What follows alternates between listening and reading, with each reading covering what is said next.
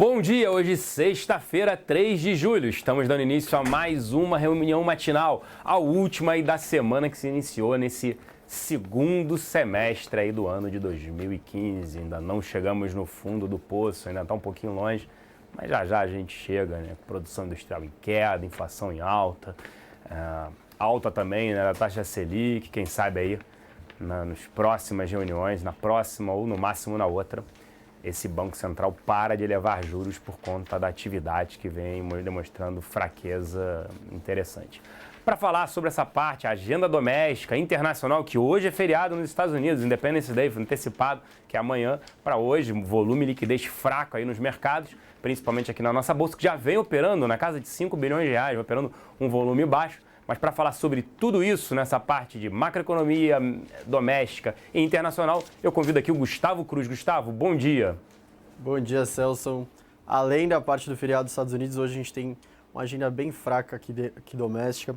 A gente vai ter só como destaque uma nova medida do ajuste fiscal, que eles conseguiram adiar o gasto com abono salarial para 2016. Isso vai significar vai reduzir o desembolso em cerca de 9 bilhões. Além disso, a gente vai destacar também a redução das ofertas de swap, que antes ia ser de 7,1 mil contratos, hoje para 6 mil contratos. Então, o BC mais uma vez reduzindo a rolagem de swap. Esses seriam hoje os destaques domésticos. Fora isso, a gente só teria o ministro do Planejamento, Nelson Barbosa, em uma reunião com investidores em Nova York, o diretor de Assuntos Internacionais, Tony Volpon, do BC, em Santiago, no Chile. E a presidente Dilma, ela participa novamente de mais uma cerimônia, à medida que vai chegando perto das Olimpíadas, a cerimônia de apresentação do modelo de tocha olímpica de revezamento, em Brasília às 10 horas. Fora isso, é o único indicador que a gente vai destacar, agora às 10 horas também, o PMI de serviços do Markit HSBC, também às 10 horas. Indo para a parte internacional, diversos indicadores foram divulgados de PMI, tanto na Ásia quanto na Europa, mas começando antes com as vendas no varejo da zona do euro, que subiram 0,2% em maio ante abril. Veio um pouco acima das expectativas dos analistas, que aguardavam alta de 0,1%, e na alta contra o mesmo mês do ano passado foi de 2,4%. As bolsas seguem em queda lá, na expectativa do referendo da Grécia. Na pesquisa mais recente sobre o resultado do referendo, aponta que 44,8% acreditam no sim, enquanto 43,4% optam pelo não. Então a gente vê que a pesquisa ainda não consegue definir o que vai sair de resultado nesse referendo de domingo. Enquanto isso, o primeiro-ministro Tsipras, ele continua fazendo um apelo para a população votar pelo não. Segundo ele, votar pelo sim agravaria ainda mais a crise que a Grécia passa. Indo para a parte dos PMIs, o PMI composto da Europa veio com uma alta de 53,6 em maio para 54,2 em junho. O mercado aguardava uma alta menor, um pouco para 54,1. A maioria dos PMIs na Europa vieram em alta, vieram acima um pouco da expectativa do mercado. Tanto na Alemanha, França, Itália e Reino Unido, todos avançaram. Em vez de falar todos, vou destacar o da Alemanha, que foi de 53 em maio para 53,8 em junho. E o do Reino Unido, que foi de 56,5 em maio para 58,5 em junho também. Indo para a Ásia, também dia de PMI de serviços. O PMI de serviços da China recuou e o do Japão avançou, refletindo um pouco como está a economia dos dois países. A economia chinesa desacelerando e o mercado um pouco não muito otimista com o futuro da economia lá. E no Japão, o mercado já bem otimista com o que vem sendo implementado de medidas. No PMI de serviços da China, foi de 53,5 em maio para 51,8 em junho. E no Japão, foi um avanço de 51,5 em maio para 51,8 em junho. Uma última notícia da Ásia. A Bolsa de Xangai continua em queda forte, mas em uma nova tentativa de reduzir a volatilidade que vem afetando e prejudicando bastante o mercado por lá, a agência reguladora do mercado acionário chinês, eles anunciaram que vão limitar o número e o volume de novas ofertas de ações. Eu vou devolver para o Celso agora, espero que todos tenham um bom final de semana e que tenham tido uma ótima semana. Um abraço a todos. Obrigado, Gustavo. Primeiro, né, o Banco Central aqui falando dessa rolagem, né, reduzindo a rolagem, né, mas mesmo assim o dólar acaba não apresentando uma alta como a esperada, principalmente por a economia norte-americana não vem demonstrando uma recuperação como se imaginava antes.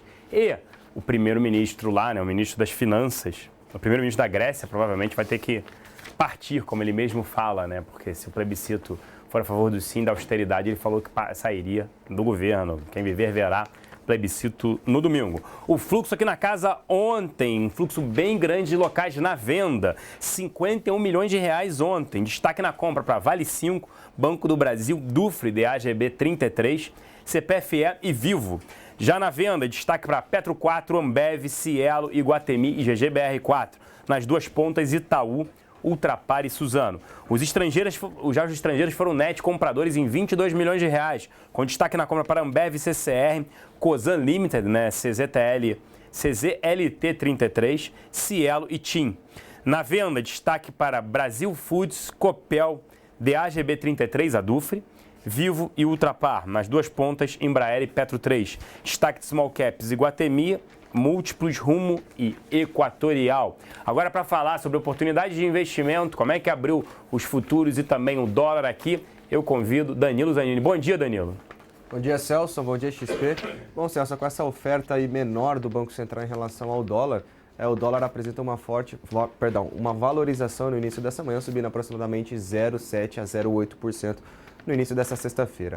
Já em relação ao índice futuro, indo aí com viés das bolsas mundiais, trabalhando com queda de aproximadamente 0,6% no início dessa manhã. Vale destacar que ontem nós tivemos um dia pouco neutro para o índice futuro, fechou com uma leve valorização de 0,32%, fechou cotado a 53.730 pontos. Já o dólar teve uma performance negativa, caiu 1,68%, cotado a 330. Ajuste do dólar foi 334,90 e o ajuste do índice futuro foi 53.791. Já em relação aos estrangeiros, eles tiveram uma atuação positiva ontem no índice futuro, ficaram net compradores em 1.499 contratos, seguem com um saldo de 53.746 contratos.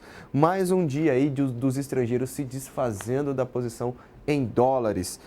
Eles ficaram net vendedores ontem, uma venda aí, ficaram vendedores em 36.815 contratos, seguem com um saldo acumulado de 106.620 contratos. Vale ressaltar aí que na semana eles estão net vendedores em 38.353 contratos, já só nesse mês de julho aí, a gente tem 2 pregões, ele está acumulado em 40 mil contratos net vendedores.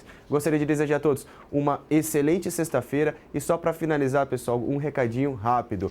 Hoje na área logada de cliente de vocês têm uma mensagem que é uma atualização do perfil de investidor. Isso é uma norma da CVM que a gente está pedindo para todos os nossos clientes atualizarem para a gente classificar o perfil de vocês para que vocês possam realizar as operações via as plataformas disponibilizadas pela XP. Então peço atenção, um minutinho da atenção de todos vocês, separem um tempo, entrem na área logada de cliente e atualizem. Isso é importante porque senão a ordem de vocês elas podem ser rejeitadas nos próximos dias. Então, para vocês continuarem operando de uma maneira adequada, entrem na área logada de cliente de vocês e atualizem o perfil de investidor. Uma excelente sexta-feira a todos e até mais. Obrigado, Danilo. Aqui falando da parte de empresas, Petrobras, aí ontem uma entrevista longa com o Ademir Bendini, né? Aldemir Bendini, confundi até o nome dele, com a Miriam Leitão, né? Meia hora ali de entrevista, a Miriam Leitão tentando obter informações, ele se esquivando, tentando responder algumas, até que no final ela pressionou. Mas o que fica disso tudo? Vamos aos pontos sobre isso, tá? Ele falou sobre a venda da BR, venda ou abertura de capital da BR Distribuidora, de 25% ou mais. Ok, isso já era esperado pelo mercado. Tá, a discussão aqui é sobre o tamanho da oferta, quanto é que a Petrobras poderia arrecadar. Modelo de partilha, regime de partilha. Ele fala que uma mudança a gente fala que uma mudança no modelo agora, né, seria positivo, que é o que o José Serra, senador, está querendo fazer do PSDB.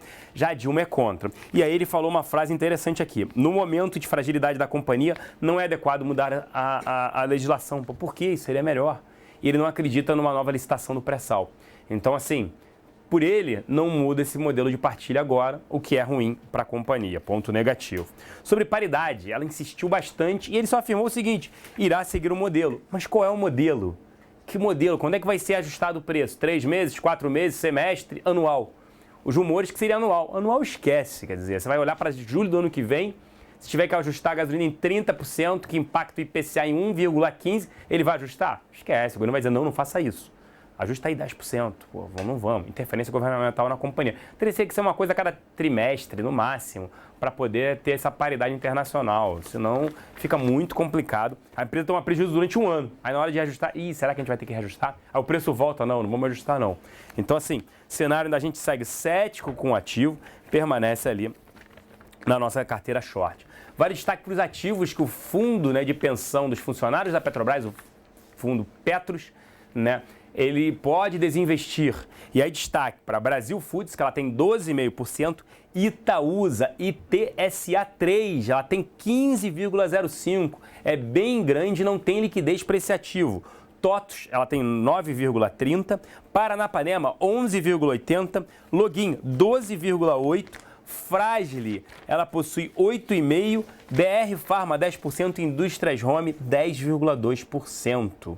Tá, então assim, esses são os destaques, poderiam sofrer, desses aí só Brasil Foods está na nossa lista short, seriam 4 bilhões de reais, pressiona, mas é mais fácil de sair dada a liquidez do ativo, deve fazer algum leilão. Itaúsa 3 compromete, dentre outros ativos, o tamanho aí para sair. Então vamos ficar de olho nesse sentido. Itaúsa aí pode puxar 4 também nesse sentido para baixo, tá, em relação a Itaú. Então não montaria Itaúsa contra Itaú, por exemplo. Tem que esperar saber se eles vão vender mesmo ou não. Aqui fica esse destaque. Hashtag vale essa dica. Educacionais, as regras já conhecidas, já foram divulgadas, nada novo. Vale destaque para Eletrobras. A Moody's rebaixou o bônus da companhia com perspectiva negativa. Por que o rebaixamento? Eles falaram o seguinte, a agência de rating Moody's. Os motivos do rebaixamento são a pressão financeira e o risco de execução associados com o ambicioso programa de gastos de capital da companhia, a fraca geração interna de caixa e a expectativa de deterioração na posição de liquidez da companhia. Por isso que a gente está short em Elet6 e permanece até as agências de rating dando a chancela, carimbando de que o cenário segue bastante complicado para elas. E um outro também, um risco aí hidrológico prejudicando algumas operadoras. Como a gente está no período seco, não está chovendo, as térmicas estão full capacity, operando ali 100% sem descansar. Como as empresas vendem, geradoras vendem energia e têm que entregar, mesmo que as hidrelétricas produzam menos, ela tem que ir no mercado comprar. E aí prejudicam as estatais, justamente prejudicadas Eletrobras, CEMIG, Light e CESP. Aí, no caso, Light não seria estatal, né? Então, a Eletrobras, de novo, mais uma vez prejudicada, segue o short, corroborando aí o short para a companhia. A CVC anunciou aí que as reservas confirmadas, né, cresceram 12,9% no segundo tri na comparação anual. Interessante, ali a CVC continua nadando de braçada mesmo nesse cenário desafiador. Notícia positiva para a companhia. E a Taesa também, o fundo de investimento em participações, o Coliseu, que entrega o bloco de controle, encerrou as negociações com a empresa pública de Medellín sobre a venda de 35%. Isso também, esse acordo já havia sido firmado em abril, isso é interessante também para a companhia. A gente segue com Taesa na nossa carteira dividendos. TAE 11, devido ao alto dividend yield, na casa de 11%, vale a pena ter alguns ativos aí de dividendo. Nesse cenário, que a gente acha que bolsa é para baixo, cenário bastante confuso, difícil, vale a pena ter. E voltando a falar sobre o fundo Petros, eles falaram que estão vendendo ações por conta do cenário e preferem aplicações mais conservadoras, vão para títulos do governo. Então é interessante até eles, mostrando aí que a bolsa deve estar num patamar elevado. Agora, destaque da nossa mesa de aluguel ontem para Copel, CEMIG, justamente, que a gente acabou de falar sobre empresas prejudicadas na parte de energia, GGBR4, OIBR4, Lame4, Sambi 11, Estácio e Vale 3. Aí reforçando aí esses ativos. Ambev também aparece na lista por conta da expectativa de juros sobre capital próprio no final do mês. É outra que está pagando um dividendo bastante elevado e interessante. Ambev também é outra que vale a pena ter nas carteiras de dividendos. Eu vou ficando por aqui, volto no UFC a partir de 11h40, 11h45. A gente retorna para falar sobre fundamentos, ações. Mas lembrando, hoje feriado nos Estados Unidos, Independence Day, então volume, liquidez por aqui, tomem cuidado, cautela hoje por conta do volume bem menor, a bolsa está operando na casa de 5 bi, imagina hoje com esse feriado nos Estados Unidos. Um grande abraço e até às 11h45, até lá.